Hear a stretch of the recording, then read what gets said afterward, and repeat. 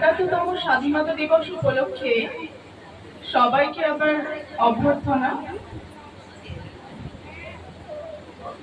কবি সুকান্ত আচার্যের পতাকার ৫ রং কবিতাটি আবৃত্তি করে শোনাতে চেষ্টা করব।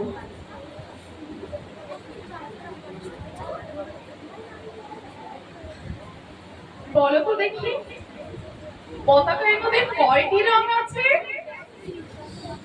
শিক্ষক এসে শুধালেন হেসে দ্বিতীয় শ্রেণীর কাছে। একসাথে মিলে সব ছেলে বলে চিৎকার করে জোরে, ৩টি বর্ণ রয়েছে রাঙানো জাতীয় পতাকা জুড়ে। শ্রেণীর পিছনে বেঞ্চের কোণে শিশু ছিল এক বসে।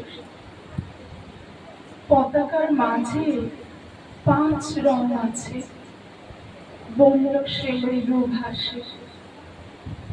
কথা শুনে তার শিশুগণে হেসে খাইল টুকুটি। শিক্ষক রেগে বলেন থেকে, বোঝাও কি করে ৫টি? মাথা নিচু করে ভয়ার্ত স্বরে সরল শিশুটি বলে, উপরে গেরুয়া, মাঝখানে সাদা, সবুজ আছে তার ধন,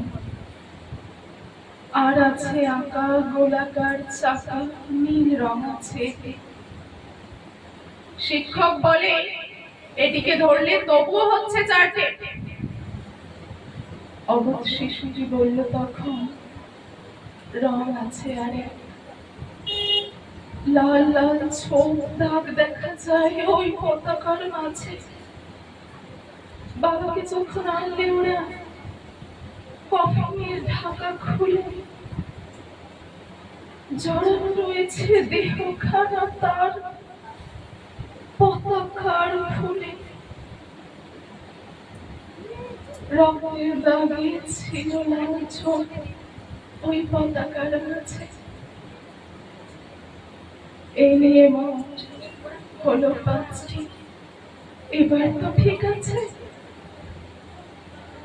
সরল শিশুটির জবাবখানি কাঁপিয়ে দিল বুক।